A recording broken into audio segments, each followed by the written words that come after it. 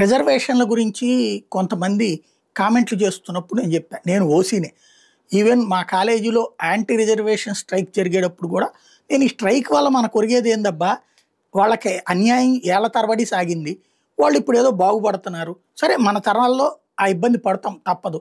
కానీ స్ట్రైకుల వల్ల మనం ఇంకొంచెం చదువులు నాశనం చేసుకోవడం కాకుండా ఇంకేముందన్నందుకు దాడులు కూడా గురైనటువంటి వాళ్ళు. నేనేమంటానంటే రిజర్వేషన్స్ ఎప్పటికెప్పుడు తీసేయాలంటే కుల వివక్ష పూర్తిగా పోవాలి. అందరం సమానం అనే ఫీలింగ్ రావాలి.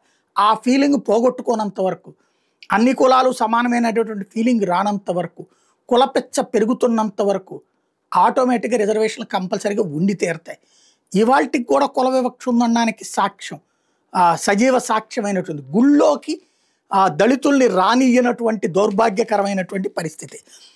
దళితుల్ని గుళ్ళోకి రానియకుండా గ్రామస్తులు అడ్డుకున్న ఘటన తిరుపతి జిల్లా సూళ్లూరుపేట నియోజకవర్గం దొరవారి సత్రం మండలం పరిధిలోని పాళెంపాడు గ్రామంలో చోటు చేసుకుంది. గ్రామానికి చెందిన కోరిందమ్మ గ్రామశక్తి దేవాలయంలోకి స్థానిక ఎస్సీ కాలనీకి చెందిన వాళ్ళని రానియకుండా గ్రామానికి చెందిన ఓ సామాజిక వర్గం పెద్దలు అడ్డుకున్నారు. దళితుల కథనం మేరకు 2016లో గ్రామంలోని అన్ని సామాజిక వర్గాల వాళ్ళు విరాళాలు వేసుకుని గ్రామశక్తి దేవాలయం నిర్మించుకున్నారు. అప్పటి నుంచి గ్రామానికి చెందిన పలువురు దళితులు పొంగలు పెట్టుకునే సమయంలో వాళ్ళని గుళ్ళోకి రానియకుండా గ్రామస్తులు అడ్డుకోవడం రివాజుగా మారుతుంది. దీన్ని ఎలాగైనా అడ్డుకోవాలని తలంపుతో ఆదివారం దళితులందరూ గుడి వద్ద పొంగలు వంచుకుని గుళ్ళోకి దేవతకు నైవేద్యం పెట్టేందుకు ప్రయత్నించారు.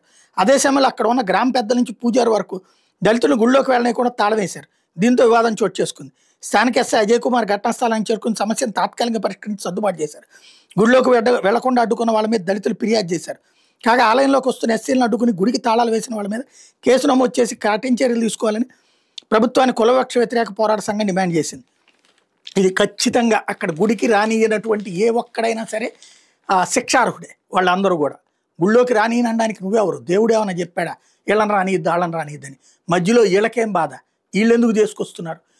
ఇలాంటి దరిద్రుల మూలంగానే దేశంలో అసలు ఈ కుల వివక్ష అన్నటువంటిది తయారవుతుంది. ఖచ్చితంగా అంటరానితనాన్ని మళ్ళీ పెంచి పోషిస్తున్న వాళ్ళకి కఠిన శిక్షలే పడాల్సి ఉంది.